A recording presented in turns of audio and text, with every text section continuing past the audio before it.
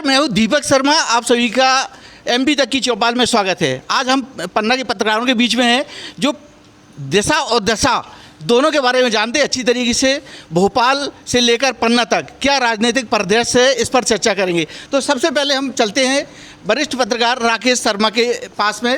राकेश जी, क्या anti incumbency की लहर कहीं पर दिख रही है आपको? निश्चित रूप से दिख रही है। प्रदेश की जनता लगातार भाजपा के शासनकाल से परेशान हो, इस बार बदलाव के मूड में भी है। इसके साथ ही जिस प्रकार से विकास होना चाहिए वो नहीं हो रहा है और आगे अभी बीजेपी ने लगभग 80 सीटें घोषित कर दी हैं।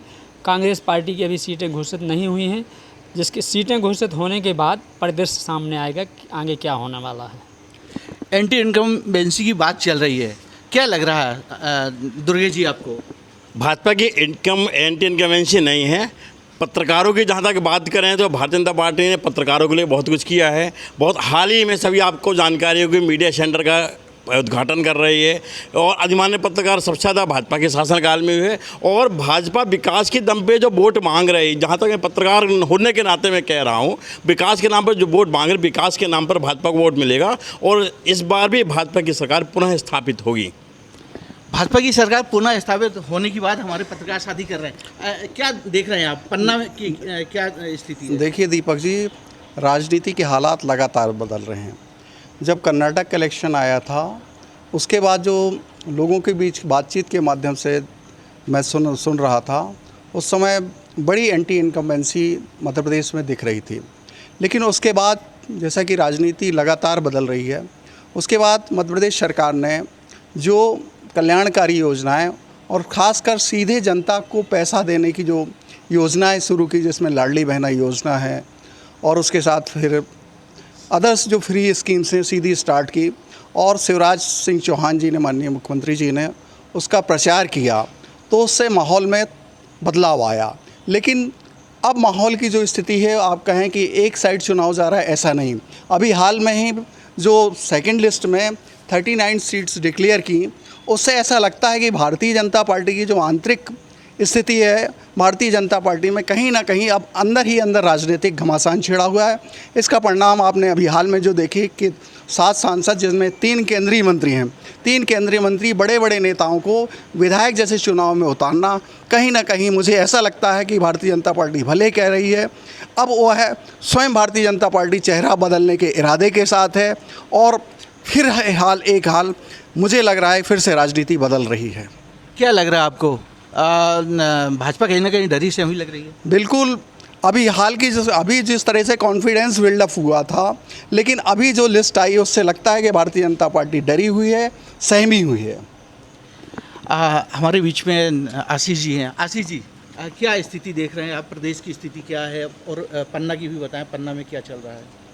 देखिए, प्रदेश के अंदर मैं तो लगातार भ्रमण पे रहा हूँ। मैंने प्रदेश के विभिन्न ज़िलों में जाके देखा है और जब हम तुलना करते हैं पिछले 18 वर्ष पहले के समय पे जाते हैं और आज जाते हैं, तो हम तुलनात्मक रूप से देखते हैं कि आज विकास हुआ है, चारों ओर परिवर्तन है सड़कों का। क्योंकि जब एक किसी भी क्षेत्र का विकास करना होता है तो अधोसंरचना का बहुत ही महत्व होता है और अधोसंरचना के क्षेत्र में जब हम देखते हैं तो उसमें निर्माण की वो चीज़ें जिन पर जनता का सीधा संबंध होता है, जैसे कि सड़कें, जैसे कि पुल पुलिया, स्कूल, और ये सीधे जनता को लाभ देने वाले होते हैं। रेल लाइन का आना और ऐसे काम हैं ये जो सीधे जनता को लाभ देते हैं और जहाँ पर परिवर्तन होता है। साथ ही साथ मैं एक बात और कहूँगा, विकास एक सतत प्रक्रिया है। स्वाभाविक है, बहुत सारी चीज़ें समय के साथ होती हैं और होती रहेंगी, परंतु और पहले भी सरकारों ने काम किए होंगे, इस बात को भी स्वीकार करने में कोई दिक्कत नहीं है, किए होंगे,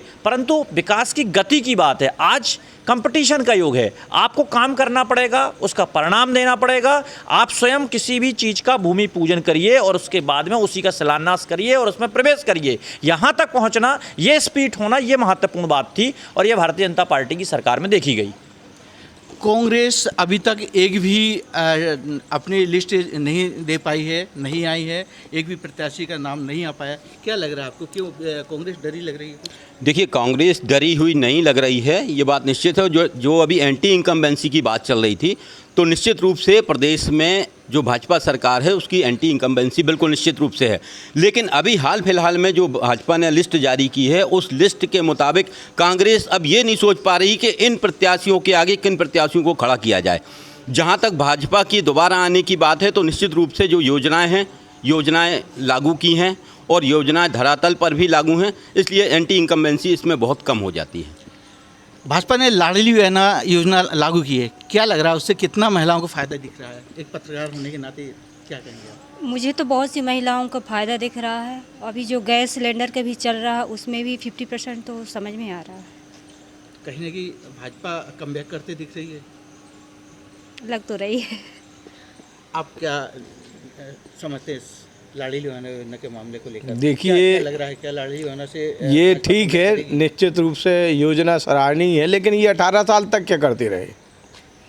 ये योजना लागू करना थी तो केवल जो अभी चुनाव का समय आया है, लाडली बहना हो, या हमारे एक भाई ने कहा कि पत्रकारों को बहुत सी सुविधाएं दी गई हैं, पत्रकारों की प्रताड़ना पूरे प्रदेश में जग जाहिर है, भारत में पत्रकारों की स्थिति जग जाहिर है, 165वें नंबर पे विश्व में पत्रकारिता की स्थिति।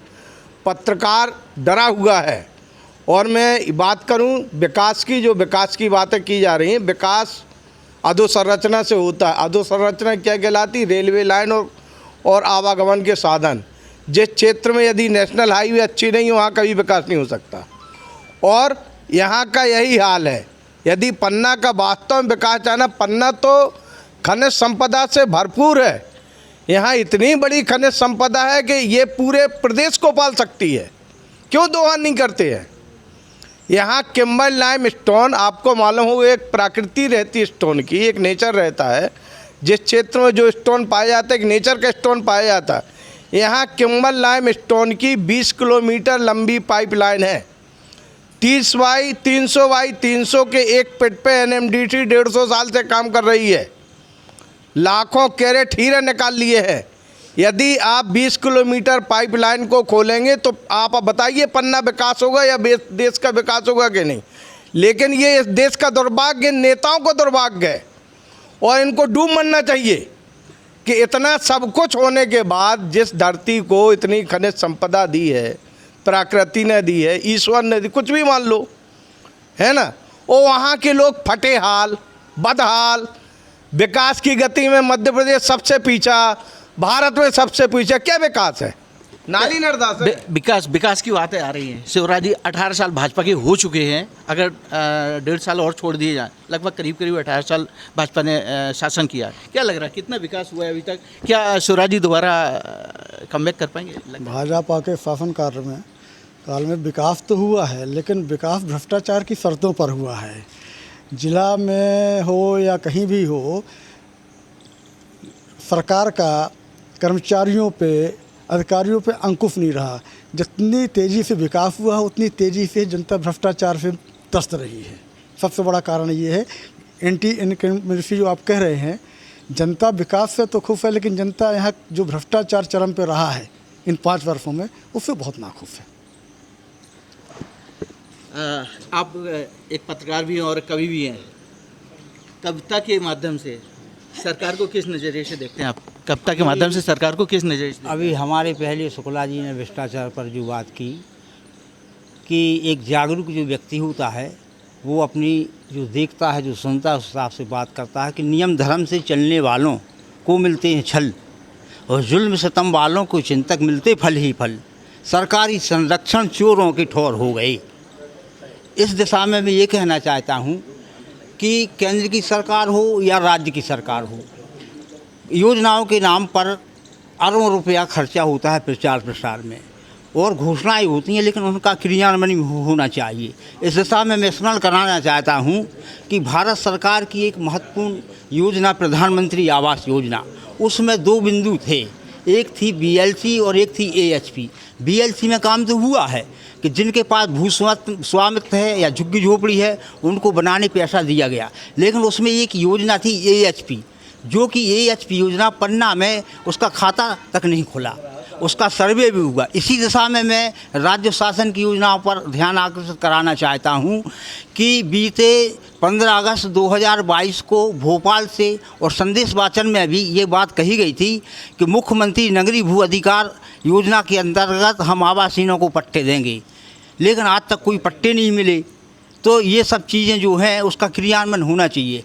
इस दिशा में मैं यही कहना चाहता हूं कि आपने जो कहा कि रचना के माध्यम से कि अनुशंसा के छल से ही चलते गए और हम तो भाषण के भोजन से पलते गए, कितनी बेहतर तसल्ली की बख्शी दवा, दिल तड़पता रहा, दर्द सहते गए और तुमने मेरी हकीकत को जाना नहीं, मर्ज बढ़ता गया, जख्म गलते गए और उनके आने से राहत न हुई दोस्तों, जान जलती रही, अश्क बहते गए और हम भरम के ख्यालों में रहते गए, आश्वासन भाषण में पलते गए और हम गरीबों की मुस्कान तो देखिए आंसुओं में सभी दर्द बहते गए। अंतिम 2 पंक्तियाँ पूरे विवरण को लेके कि नागों से भी जहरीले कुछ होते हैं देखो इंसान और डसा है इनको जिन नागों ने चली गई सांपों की जान।